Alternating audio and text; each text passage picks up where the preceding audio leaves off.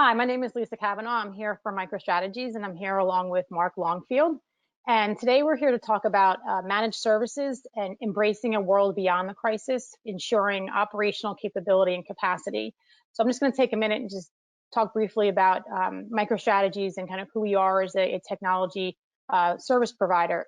Our goal as a solutions provider is really to enable businesses by leveraging technology investments to drive business outcomes. We recognize that even before the crisis hit, that there are many challenges that organizations are faced with that disrupt how they have done business for many years. So whether that's their core business processes and how they operate in their standard operating procedures that need to be really upended and made more resilient by considering the many factors that they can't really predict and future-proofing them, or whether that's the technologies that they need to enable those core business processes through the resources that are there to drive them, and ensuring that they have the right dynamic scalability and capability of those resources, or whether it's the insights that they need to really get the right visibility with respects to their business, to ensure that they can make those critical business decisions and prioritize things that they need to prioritize with respects to driving business outcomes.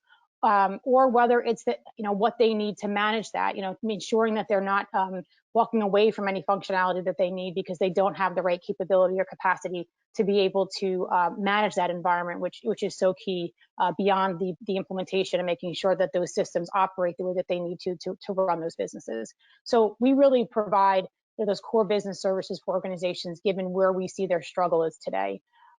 So at this point, I really would love for Mark to be able to share take a brief minute to share his role at MicroStrategies.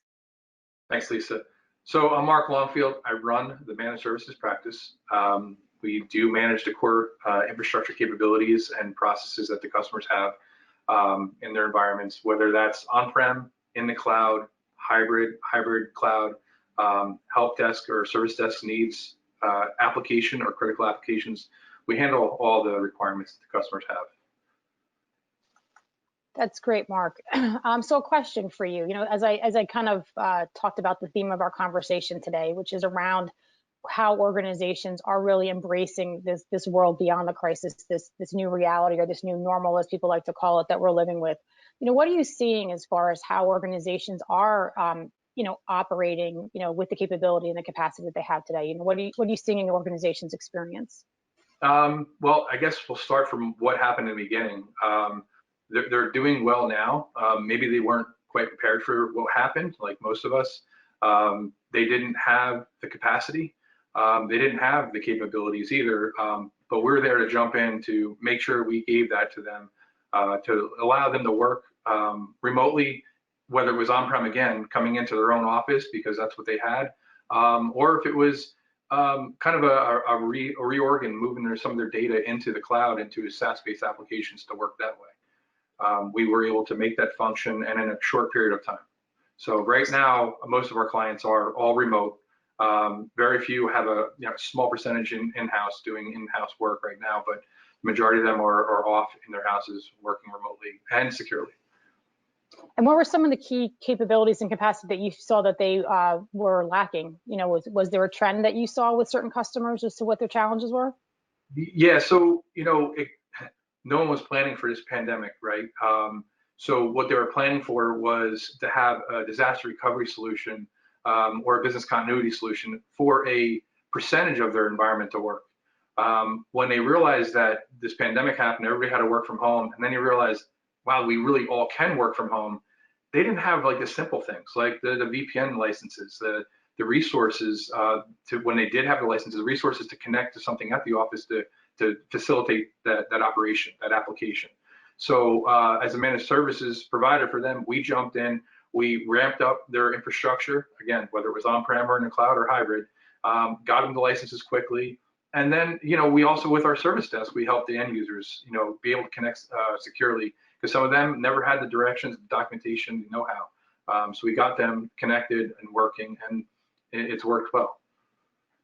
Now, for those customers that you were able to reach out to, were there some customers also that you weren't necessarily providing that managed services capability for that also reached out to you? Yeah, there was quite a few, and they were stuck because they didn't have the capabilities to do this. And So, some actually, on the other hand, didn't reach out at all. And us reaching out back out to some of the customers that we do a couple of things here and there throughout the years. Hey, how you doing? How you guys making out? And we're like, we're stuck. We're kind of dead in the water. We jumped right in. Some we found out they had what they needed. You know, they aren't a managed service provider, so they had what they needed. They didn't realize they did. We got them up and running. Others, we just need to make some tweaks. We needed to do some quick purchase or, you know, some manipulation of their environment to get them up and running. And we did so pretty quickly, and they are back up and running again. So based on what you experienced, is there something that you would say that they could have done to have been better prepared for? I mean, again, to your point, none of us could have seen this coming. But do you think, you know, that the technologies were there to be able to do that? And if maybe they were better prepared and how to utilize those, they would have been in a better position? Yeah, that's true. So if in the cases where they had the technology, if they just had a better understanding of their environment, they had a better understanding of what that business continuity model would have been, more of training, understanding. I think they could have got to that position or that stance a lot quicker. The people who didn't have it, yeah, that was tough. You know, the people that are out there that still maybe are putting that in place. It's just something that they really need to have, and they got to think outside the box because a lot of people are probably going to work remotely, you know, and a small percentage are probably going to go back in the offices. It's going to be like a combination effort. So going forward, you know, I see that, you know, they need to make sure they have that capability of moving between, you know, in the office and on-prem, working from even a vacation location. And a lot of these clients did have it, and very few of them did not. And what do you think was some of the reasons why organizations, if the technologies were there, you know, what have you seen as to why some of the organizations were slower in the adoption of them? I think there's probably a couple of things, but you know, one comes down to the spend, you know, the capital expenditure on what it's going to be. You know, what do I really need to do this? It's an insurance policy. I don't really need that. You know, I could reach out to you guys at any time. Well, you know, when a pandemic happens, it's all hands on deck, and there's a lot of companies needing our assistance, and we were able to do so without, you know, skipping a beat. But I think they just didn't do it just because maybe there was in their mind there wasn't ever a need. Maybe they thought in their minds that they did have the capabilities of doing it, and they didn't realize they didn't. And it's spent, you know, the outright spend on what it is, more of an insurance policy that was never going to be needed. So I think that whole thought process has changed. So what would you say to you know, some of your customers today to say maybe things that they should be considering? You know, what lessons could they learn? What should they consider kind of going forward as they do try to make technology spend decisions within their organization? So it's happening a lot today. You know, they're working great. We got them up and running, but now they're like, let's have a conversation, you know, a discussion around, you know, post-COVID, what it's going to look like. Because like I said, some percentages not coming back to the office. I see a lot of our customers now that maybe had a all on-prem or a maybe 75-25 on-prem and hybrid, moving a lot of their applications SaaS or to the cloud, and then also implementing something to keep them uniformed and secure, and implementing more virtual desktops, VDI of sorts, right? Wherever that may be in the cloud, right? So there's a secure method of connecting, and then everybody has the same experience. And then if this does happen, or they are on vacation, or they want to work from home, they have the flexibility to do so. It was proven that they were able to perform as well from home as they did on-prem. So I think that's the case. And did you see any type of other disruption? I mean, we focused a lot, I know, on the remote workers, and obviously that was a huge impact for organizations because literally people were going to work one day and the next day everyone was working at, you know, from their homes or at their homes. Were there any other things that you saw for those organizations that you were managing their environments that were disrupted as a result of the crisis that you had to handle? Well, I guess the one thing that comes to mind, and I'm sure there's a couple others, like you said, one day they were working, the next day they went home. They may have had the capabilities in their office to do their work, but when they got home, they didn't have the machines, they didn't have the PCs, they didn't have what they needed. They didn't have the infrastructure at home to even connect to something, right? So that's where we stepped in, ramped up, got them what they needed, and got them the connection methods of which was needed to get established their environment securely. that's probably the main thing I've seen. What about your tools that you use to be able to support that core infrastructure? Is that all stuff that you guys are able to do remotely, or were you impacted at all because you weren't able to, say, go on site to help these customers? No, that's the great thing about managed services. We're fully managing their infrastructure, and unless we're physically swapping out a piece of hardware apart, putting a new hardware, a server, a switch, a firewall in, everything was perfectly orchestrated to take it. We didn't skip a beat. It's perfectly managed behind a single pane of glass for us, so we knew exactly who was there, what they were doing, and able to manage it just as if they were in the office. So that didn't affect us as the managed service provider one bit. Okay. And as organizations, so kind of thinking, beyond some of the core infrastructure components or even the desktop, and you had mentioned this with respects to SaaS applications, many organizations are going to have to be adding new capabilities and capacities from a feature functionality perspective, because their businesses have been upended and they have to now respond to that by, either the way they engage with their customer or some of the supply chain challenges, or whether it's they have to reduce costs, whatever those aspects may be. Right. What would you, what challenges do you feel as though that they may run into where managed services could take a play? So maybe, to your point, they don't have some of the capabilities that they may need to enable that new functionality. What should they consider with respects to managed services for that? So I guess one example of that was, they had the capabilities now and the capacity to work from home, and there was no way to find if they were working from home. So working with our analytics team, we were able to do remote work in.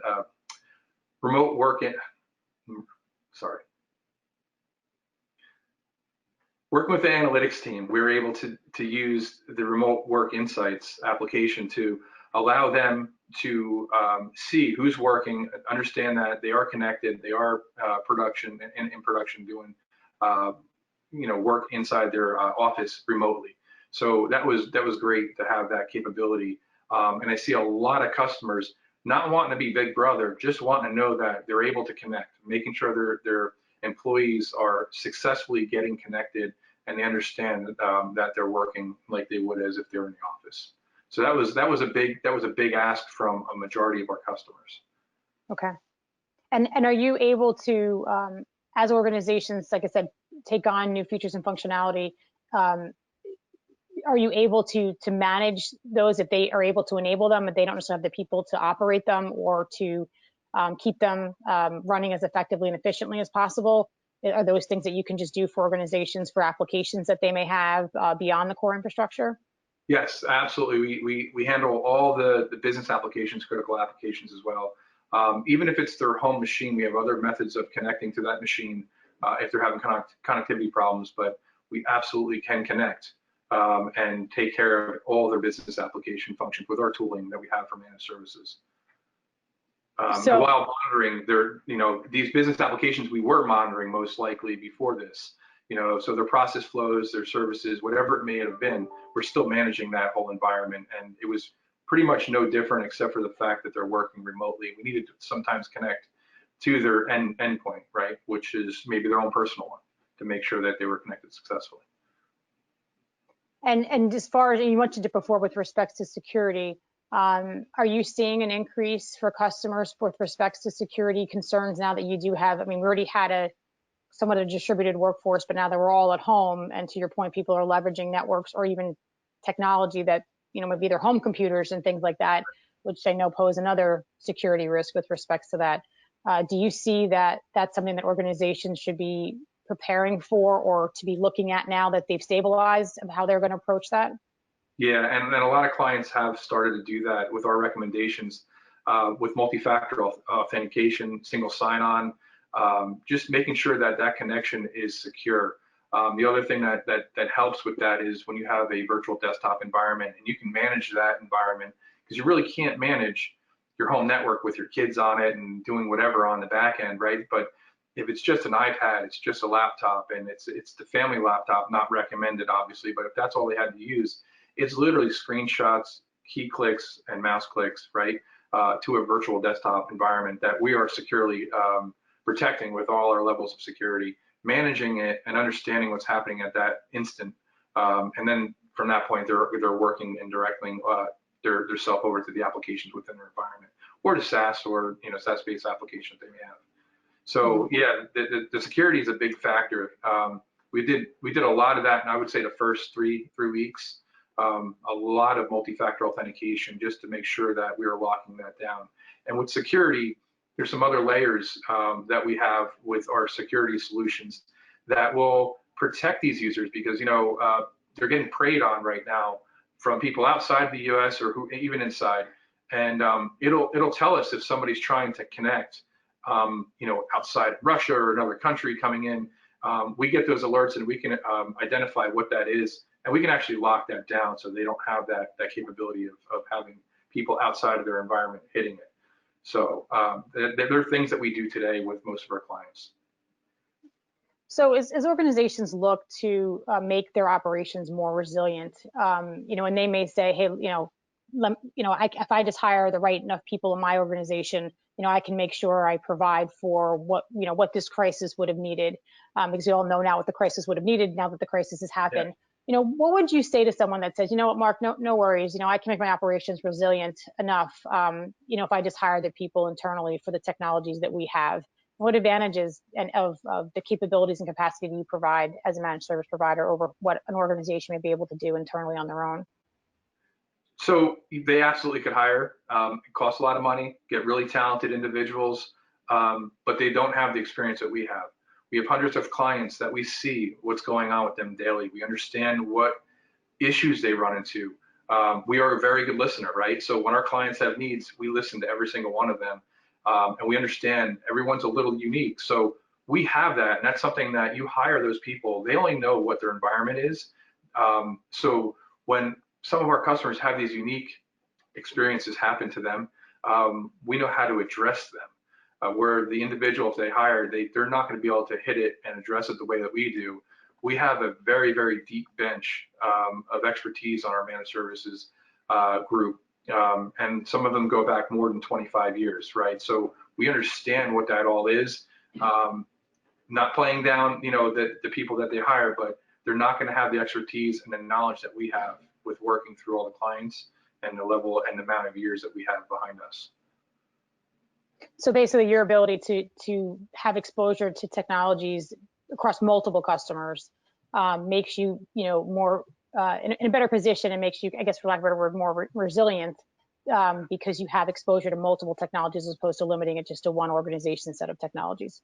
Yeah, when we notice something that happened, we quickly adjust and make sure that that doesn't happen again for that client, and make sure the next client, we're already well prepared for that, so it won't happen, right? So yeah, that's a great thing about being a managed service provider, because we do get to see a lot of unique things, right? And work with a lot of unique companies and understand what's out there, and we adjust and quickly, and we're able to, because that's what we do, and we do that 24/7, right? So the second anything happens, we're all over it.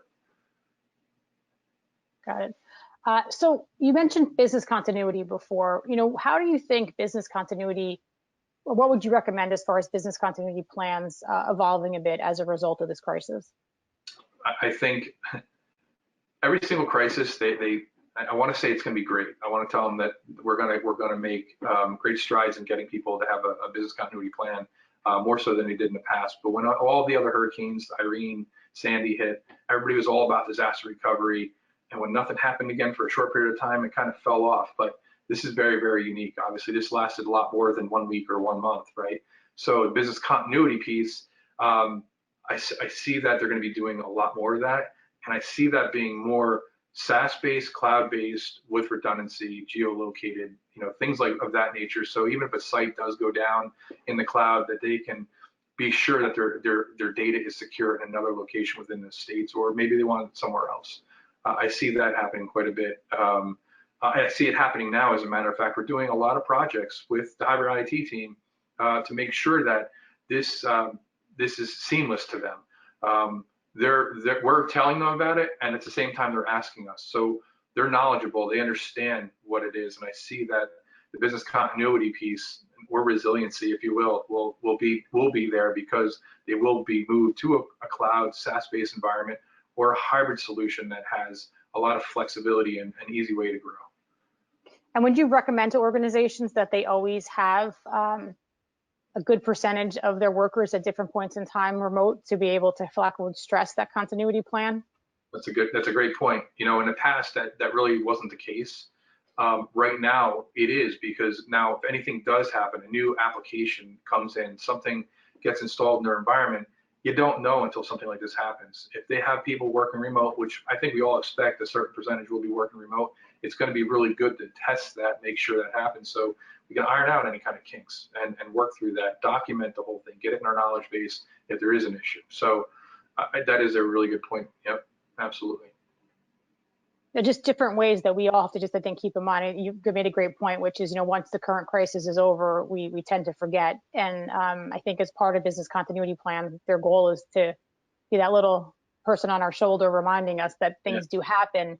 So I think just different ways that we can stress those continuity plans from the learnings from managed service, from the learnings from the current crisis, and how to apply that to what you do for managed services side, I think helps to just make us better prepared. You know, we can never protect ourselves from the next crisis. We can only be as prepared as possible, learning from the previous ones. That's correct. You know, and to kind of play off of that, you know, all the managed service clients that we have that we actually fully manage their BC and DR scenarios, we semi-annually do a full test. What I've noticed in the past before this pandemic, there was a very small number of people doing the test and giving us a sign off. Yes, it worked. But I see that if they continue on that path and they don't go for a different solution, more robust solution, more resilient solution, I see that there's going to be a lot more people signing off on that than just maybe the executive team, right? I think there's going to be a lot more people testing that out, making sure that they understand how to connect, so they don't have something like this happen again. So they're better prepared. Better prepared. So Mark, what would so you clearly have had a lot of exposure in working with customers.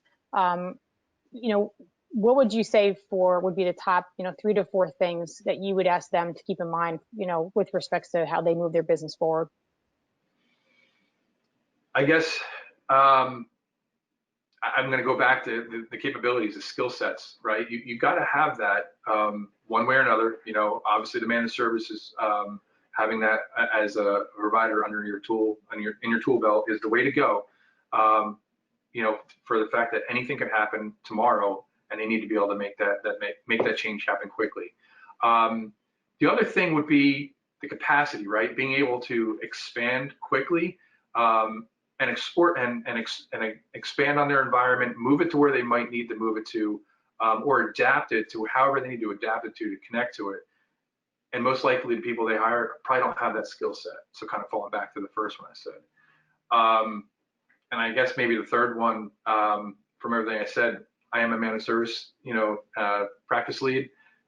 Get a really good managed service company under your belt, someone that can do everything I just spoke about. So you do have the business continuity, disaster recovery, the next pandemic, God forbid, something happened. We're able to just make that change, jump in, and be an extension of your team, augment your existing team, whatever it may be that we can do. But we're going to be there to assist them and make sure that they can get through this thing like that other customers have. So I think to your point, you live and breathe what it takes to operate an environment every single day, and you understand the criticality, and you're not going to take your eye off the ball, for lack of a word, no matter, that is your number one priority. And I think in some organizations, or many organizations, they need to juggle multiple priorities across the organization, of which one of them is operations. And so sometimes those core pieces can get deprioritized. And I think we realize with this pandemic, it raises the awareness yet again, because it's not the only time it's ever raised the awareness that those core operational pieces are critical, and making sure that someone is keeping an eye on them at all times is paramount. And we do. It's basically a knock. We're on it. We're monitoring it. We're on it immediately, 24/7, 365. That's great. Mark, thank you so much for your time today. Is there anything else you want to leave everyone with? Just make sure that you're ready for the next pandemic. No, it's not going to happen, but make sure that you understand what we went through, what everybody has gone through so far. If you need help, reach out. We're here to help, and we are able to get you to the place that you need to be more resilient, to have the capability and the capacity to get you through that next, God forbid, issue that happens again. Great. Well, thank you so much for your time today, Mark. It was a great conversation. Thanks, Lisa.